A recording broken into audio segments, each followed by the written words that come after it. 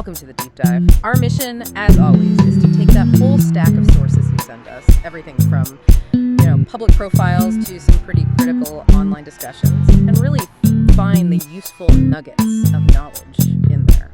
And today, we're looking at a really fascinating case study. It sits right at the intersection of huge media influence and professional expertise. We're talking about the world of high-profile sexual health advice. Right. We're zeroing in on a major media figure whose platform is just, it's undeniable, but whose credentials have sparked a lot of public debate. That's it exactly. She's built this massive cultural footprint on really frank, actionable advice about pleasure and communication. But then you have these other sources, these public critiques that question her professional legitimacy and, frankly, her motivation. Is it all just about monetization? And our goal isn't to judge her as a person, but to really unpack that duality.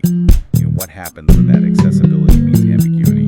We're pulling from high-profile media, from platforms like Masterclass, and even from some candid analysis on dating-focused subreddits to give you the full picture. To see what the lasting value is. What's the real takeaway? Yeah. Okay, so let's start with just the sheer scale of this platform. We're talking about Emily Morse. For a lot of people, she is the voice in modern sex advice, mostly through her podcast, Sex with Emily, which she started way back in 2005. 2005. I mean, that's an incredible run. It's staggering. It makes it one of the longest-running sexuality podcasts ever, and sources say it still gets over 1 million downloads a month. Her career isn't just long; it's deep. It really is. Beyond the podcast, she had a 4-year run as a guest co-host on Loveline with Dr. Drew Pinsky. Huge show. Huge. And she was on that Bravo reality series, Misadvised, back in 2012. She's written books, Hot Sex, Smart Sex, and she's been teaching a masterclass since 2021. And she's just a fixture in mainstream media.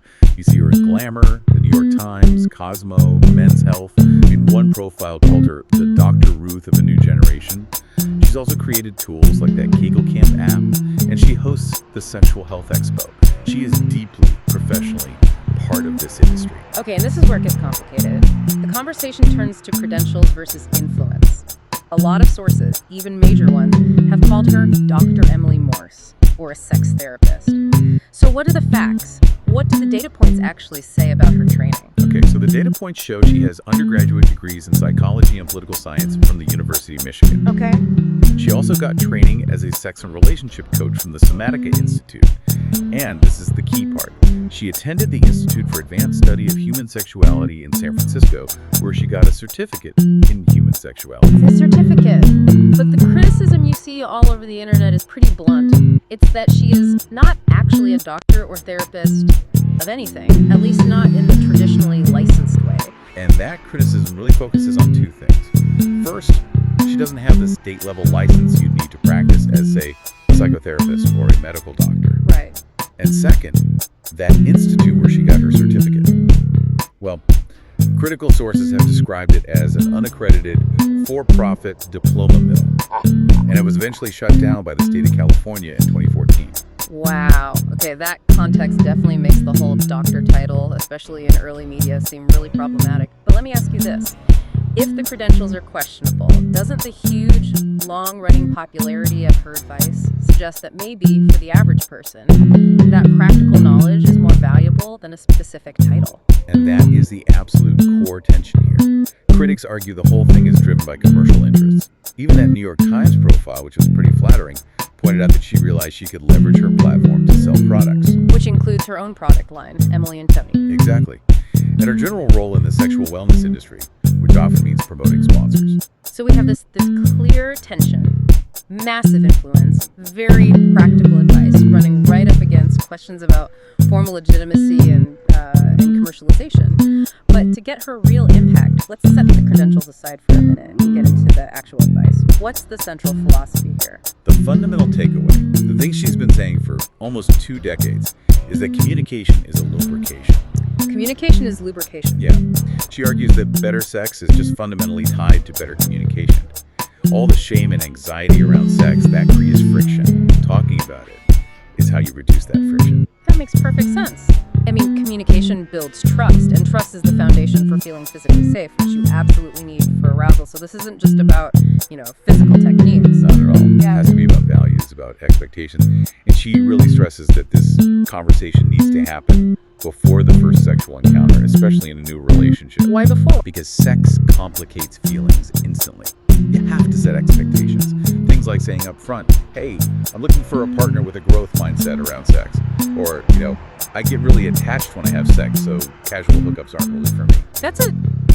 That's a huge level of vulnerability. It feels like it's designed to dismantle that pressure, especially for women, to be a performer or a pleaser. Exactly. They feel driven by these external ideas, those old Cosmo headlines, and it leaves them totally disconnected from their own pleasure. Right, because performance-based sex is all about external approval and shame. And the real insight here is that your partner is going to be turned on by your being turned on. If you're faking it, your body language, your anxiety, it gives it all away. So the starting point has to be internal. It has to be self-discovery. We're talking about solo sex, masturbation. But how does prioritizing that actually change the dynamic with a partner? It creates this vital foundation of self-knowledge. Right. I mean, if you don't know what you want, you can't possibly communicate it. By exploring on your own, you figure out your body's, true pleasure map. Right. Then when you're with a partner, you aren't guessing.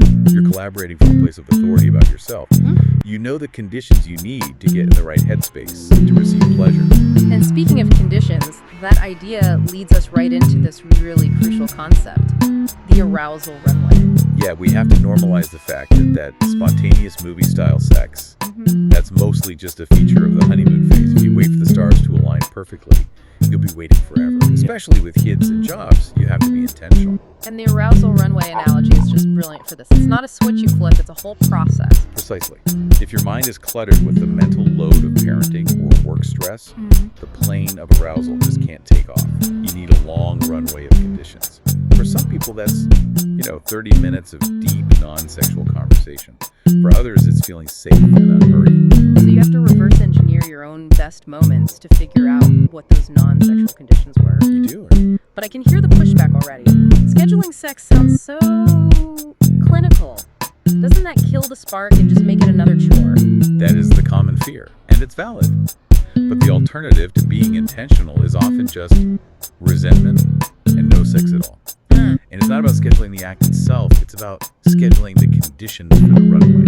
Scheduling time for connection, for touch. It's like scheduling a workout. You're prioritizing your health. Exactly. Why wouldn't you prioritize sex, which is also a core part of your health that actually frees up all the energy you were wasting on guessing and anxiety? And this whole framework is essential for dealing with desire discrepancy. Absolutely.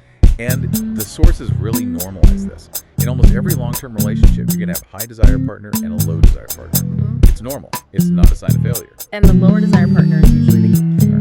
Usually, yeah. And the solution is communication. Instead of just hoping they suddenly flip a switch, you talk about it. Maybe you figure out which days are usually bad because of stress and find times that work for both of you. Another key pillar here is redefining what sex even means. Moving beyond this really old-fashioned definition. Yes, the term is decentering penetration. This pushes back against this narrow historical idea that sex has to end in coitus to be, successful. Because for most people with a vulva, the best outcomes orgasm come from clitoral stimulation. The vast majority, meaning a finger, a mouth, a toy, not penetration alone. So if you redefine sex to include mutual masturbation or extended oral sex, you dramatically increase the chances of pleasure for everyone. Which brings us back to maybe the simplest piece of advice. Slow down. Slow down. Yeah. The sources all say that sex often goes way too fast for women because the time they need to build arousal is just longer. So the easy, actionable tip is to tell your partner, go 5 times slower. It fosters presence, connection. It gives the runway time to work. That emphasis on safety and presence, that takes us to the deepest part of our dive. Navigating complex dynamics like past trauma and power exchange. These require the absolute highest level of communication. For anyone with a history of sexual trauma, their nervous system is it's naturally on high alert. So communication isn't just helpful, it's what builds the physiological safety they need. It has to be proactive. So what are the strategies for that? Well, first, you inform your partner about the trauma history beforehand. You let them know certain things might be triggering. Second, you learn to recognize a trauma response in yourself, like disassociating or tensing up, and communicate the need to pause. And normalizing that it's okay to stop. It has to be absolutely normalized that you can stop sex mid-act, no judgment. A simple phrase like, I need to slow down for a minute and breathe, becomes a vital tool. This all kind of comes together in this synthesized structure, the 5 pillars of sexual intelligence. That's right. These are the 5 areas you look at when things feel off. They connect the physical act to your overall well-being. So what are they? Okay, so number 1 is embodiment. Are you present in your body, or are you kind of mentally observing yourself? Number 2 is health. Are biological factors getting in the way? Hormones, medication, trauma, stress, especially stress. High cortisol makes arousal almost impossible. Impossible. 3rd is self-acceptance. Your body confidence. Are you okay with yourself naked? 4th is self-knowledge. Knowing what you want, what your turn-ons are. And 5th is collaboration. The communication piece. Exactly. Being able to articulate the needs you figured out in the first 4 pillars to yourself and your partner. And if those first 4 are out of alignment, that 5th one, collaboration, just breaks down immediately. Yeah. Okay, let's shift to another complex dynamic, kink and consensual dominance, or Ds. Right, so Ds is a consensual subcategory of BDSM. It's focused on power exchange, where a dominant or dom takes the lead, and a submissive or sub gets pleasure from that dynamic. And the non-negotiable part of this is safety. The dominant has these really specific, heavy responsibilities. Absolutely non-negotiable. Before any scene, the dom has to establish crystal clear boundaries, and crucially, they have to set up safe words. Right, one to slow down and one to stop everything. Exactly. The classic is red to stop instantly, no questions asked. And the physical safety goes beyond just rules. The dom needs a safety kit. Bandages, scissors for restraints, keys for locks. And then there's aftercare. Aftercare is essential. After an intense scene, your nervous system needs regulating. It's about reestablishing the non-power dynamic with discussion, touch, hydration, comfort, making sure the submissive feels safe and grounded. It's interesting, our sources also touched on the science behind attraction to dominance, and it's kind of a dual perspective. It is. On one hand, you have evolutionary theory. Yeah. There was a study that found women reported more frequent and earlier timed orgasms with dominant or muscular men. And the hypothesis there is that female orgasm might be a sort of mate choice mechanism, unconsciously signaling high-quality genes. That's the theory. But in the context of Ds, that preference is usually expressed as a consensual psychological dynamic. It's not really about genetic quality, it's about the security and release you find in fantasy and roleplay, which absolutely requires explicit consent to be healthy. So you separate the biological drive from the intentional consensual framework. Exactly. It shows how much communication is required even for our most primal desires. You know, this whole deep dive has really been about navigating that tension between formal accreditation and cultural accessibility. And at the end of the day, what feels valuable, regardless of anyone's title, is that practical advice focused on self-knowledge and communication. And that self-knowledge is so key. Because sex often goes downhill in a relationship as a symptom of deeper things. Resentment, anxiety, or just a lack of non-sexual physical touch. We know from sources that kissing is often the first thing to go in a relationship. Before the sex itself declines. Way before. And when we confuse that deep craving for intimacy and connection with a specific need for penetration, we miss all these other opportunities for closeness.